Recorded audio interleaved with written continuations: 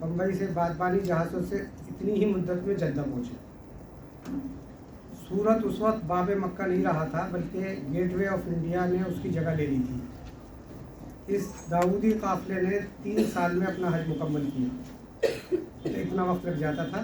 ये काफ़िला यानी ये अक्टूबर 1929 की बात है तक बड़े ख़ास के काफ़िले के नाम से याद किया जाता था। शेरवानियों का तीसरा मशहूर काफ़िला 1344 मुताबिक 1926 में रवाना हुआ, जिसके अमीर नवाब सदर यार जंग बहादुर मौलवी मोहम्मद हबीबुर रहमान खान शेरवानी थे। इस काफ़िले में मोहम्मद मुक्तदा शेरवानी खुद भी शरीक थे। आम सफ़र व सियाहत में भी शेरवानी ख़ानदान का बड़ा हिस्सा है। बहुत से असाब ने हिंदुस्तान के तूल और उसको बार बार छाना। यूरोप का सफ़र सबसे पहले नवाब हाजी मोहम्मद इस्माइल खान ने किया। उसके बाद उनके फूफीज़ाद भाई हाजी मोहम्मद मुस्तफ़ा खान ने यूरोप का सफ़र किया। राहील के भाई प्रोफेसर हारून ने तो अमेरिका और जापान का भी सफ़र किया। बहरहाल में अभी इनका मुसाफिर खाना इनका सफ़रनामा शुरू होता है। तो ये मैं वैसे ही बकौल उनके वालिद के उन्हें हज का शौक़ और इस्लामिया से दिलचस्पी अपने दादा नवाब हाजी फैज़ अहमद खान से वर्षे में मिली थी। उसके बाद जो है थोड़ा सा ये शेरवानी ख़ानदान में हज और सियाहत तो हो गया, और ये ज़रा थोड़ा सा बड़ा है, तो इसको अगर छप जाता है तो वहाँ पर पढ़ लीजिएगा। तो इसमें जो है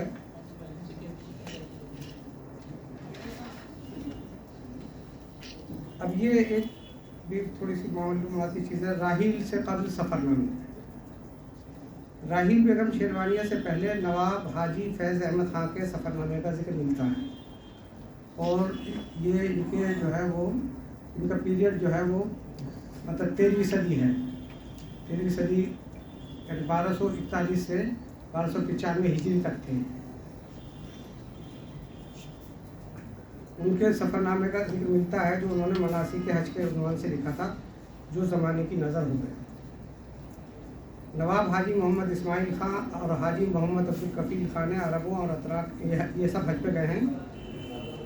अब्दुल कफ़ील खान ने अरबों और अतराक के तमद्दुन और मुआशरे के मौज़ूआत पर मज़ामीन लिखे, जो शाये भी हुए। मुसन्निफ़ा के भाई हाजी मोहम्मद शीस खान, जो इनके साथ महरम के तौर पर गए थे, बकौल हाजी मोहम्मद मुक्तदा खान ने भी नहायत अक्खड़पन के साथ जस्ता जस्ता हालात सफ़र के मुताबिक ज़माना मुसाफिर में मज़ामीन शाये कराए थे। राहील बेगम के सफ़रनामे को किसी औरत का पहला सफ़रनामा भी कहा गया है। ये बात शेरवानी ख़ानदान तक तो दुरुस्त है, लेकिन ये किसी औरत का पहला सफ़रनामा नहीं है, क्योंकि नवाब सिकंदर बेगम फरमा रवाए भोपाल ने 1280-1864 में हज किया, जिसकी रिपोर्ट उन्होंने उर्दू में लिखी थी, और उसका अंग्रेज़ी तर्जुमा पहली बार लंदन से 1870 में शाये हुआ, फिर कलकत्ता से 1906 में। गालिबन ये पहला हज का ये पहला निस्वानी सफ़रनामा है। गालिबन तहकीक नहीं है, पूरी सफ़रनामा है। उसके बाद दूसरा हज का सफ़रनामा भी वहीं का है, जो उर्दू में ही भोपाल ही की फरमा रवा सुल्तान जहाँ बेगम का बउनवान रौज़तुर रियाहीन मिन मसीरत सुल्तान इलल बलदिल अमीन व मदीनतिन नबी सय्यिदुल मुरसलीन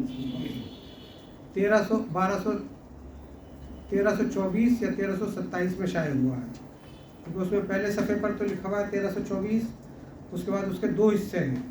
पहले हिस्से में भी 1327 पढ़ा हुआ है, दूसरे भी 27। ये थोड़ा सा और जिक्र कर देता हूँ मैं। राहील साहिबा के हज के बाद की तब्दीलियाँ, चूँकि वो तो बहुत परेशान कुन सफ़र था, और वो करंतना होता था कामरान के अंदर, और उसमें काफ़ी परेशानियाँ होती थी, जिसकी वजह से जो है काफ़ी लोग परेशान होते थे, और उनके कपड़े वपड़े डाल के वहाँ पे, और उसमें फिर वो क्या भाप छोड़ी जाती थी, क्या किया जाता था, वो उसका तरीका था। तो राहील साहिबा का हज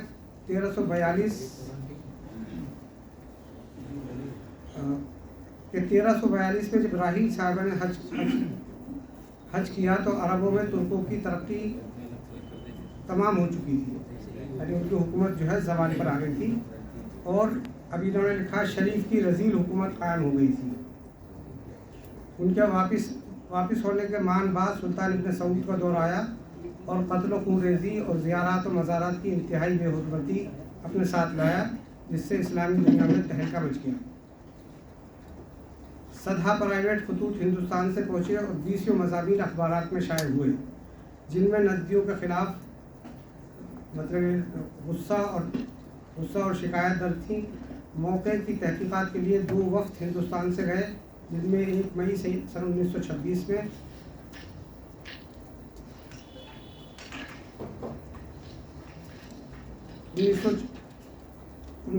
ہمارے بمبئی سے پہنچنے سے پہلے ہندوستان واپس آ چکا تھا، اور دوسرا سید حبیب شاہ والا واپس ہوتا ہوا بمبئی میں ملا، اور جو حالات ہم بعض پرائیویٹ خطوط سے معلوم کر چکے تھے اور اخبارات میں پڑھ چکے تھے، اور جو اس وفد کی زبانی منکشف ہوئے، ان سب کی ما شے زائد تصدیق خود ہمارے ذاتی تجربے اور علی مشاہدے نے کی۔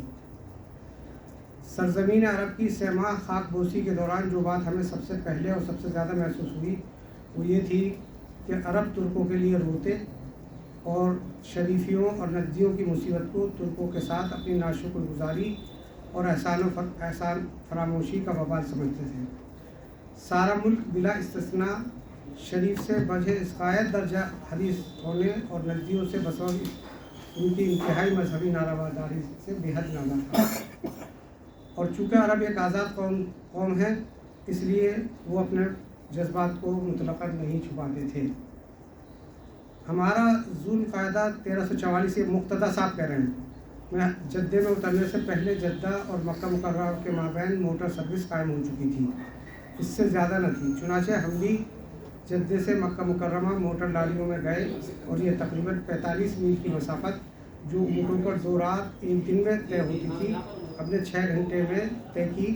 جدہ اور مکہ مکرمہ اور مدینہ منورہ کے مابین یہ سروس عموماً قائم نہیں ہوئی تھی، البتہ سرکاری اور پرائیویٹ گاڑیاں، یعنی مطلب یہ جو لوگوں کی اپنی ذاتی تھی، برابر آتی جاتی رہتی تھیں، اور جدے سے مدینہ منورہ 3 دن میں پہنچتے تھے، اونٹ 13 دن میں۔ مکہ مکرمہ اور مدینہ منورہ کے مابین، یعنی گاڑیوں میں نہیں، ویسے پہنچتے تھے اونٹوں پر۔ ایک حج، اچھا 3 سال میں ایک حج کیا تھا۔ داؤد خان جو پہلے گئے تھے، داؤد خان کے قافلے نے 3 سال میں ایک حج کیا تھا، ہمارے قافلے نے ٹھیک 5 مہینے میں، جس میں 12 دن بمبئی، 45 دن مکہ مکرمہ اور 23 دن مدینہ منورہ کا قیام شامل تھا۔ 26 دن جہاز کے تختے پر رہے اور 26 دن اونٹ کی پیٹھ پر۔ ہم سے 2 سال بعد ایک صاحب نے 50 دن ہی میں یہ فریضہ ادا کر لیا۔ حرمین شریف کے باہر کی زیارت گاہیں اور متبرک یادگاریں نہ صرف منہدم بلکہ نہایت بے حرمتی کی حالت میں تھیں، اور معلوم نہیں راحیل کے ہم اعتقاد اور ہم ملت سلطان ابن سعود نے ان دلخراش اور شرمناک افعال کی علت و اباحت ان نصوص سے مستنبط کی تھی۔ جب ہم مکہ مکرمہ پہنچے تو یہ عالم تھا کہ کوئی شخص غیر سخت مار کھائے ان مقامات و مکانات کے قریب تک نہیں جا سکتا تھا، حتیٰ کہ حرم شریف کے اندر مقام ابراہیم کے دروازے کو ہاتھ نہیں لگایا جا سکتا تھا۔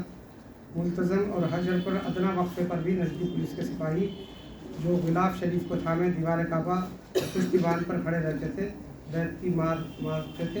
مکہ مکرمہ کے مدفن جنت المعلیٰ، جہاں حضرت خدیجہ الکبریٰ رضی اللہ عنہا کا یہ مزار ہے، نہ صرف قبور کو زمین بوس بلکہ قبور کو مسمار کر دیا گیا تھا، اور ان کے گرد و پیش گول و براز پڑا ہوا اور اونٹوں کو بے مہار چلتا ہوا ہم نے اپنی آنکھوں سے دیکھا ہے۔ یہی نقشہ مدینہ منورہ کا تھا۔ وہاں مدفن جنت البقیع کے تمام قبور،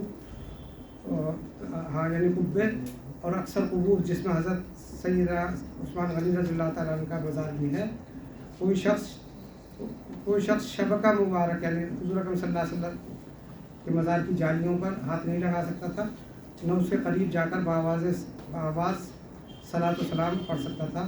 ایک قاری صاحب جو صفہ ہے وہاں پہ، جو مدرسہ چلا پہلے، صفے پر بیٹھ کر قرآن شریف بجہر و لہن پڑھا کرتے تھے، جن کو روک دیا گیا تھا۔ میرے خیال میں اتنا کافی ہے، اور اگر آگے کا کچھ سننا ہے کافی ہے۔ شکریہ بہت بہت آپ کی خدمت خراج میں۔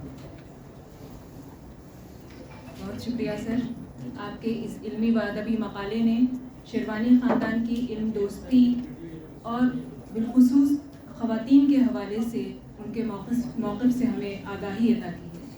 بہت شکریہ. اب اگلے مقالے کے لیے جس کا عنوان ہے نواب صدریار جنگ، مولانا آزاد کا اسلوب نگارش غبار خاطر اور کاروان خیال کے تناظر میں، جس کے لیے میں دعوت دے رہی ہوں پروفیسر نعیم الحسن اسری صاحب کو، شعبہ عربی، دہلی یونیورسٹی.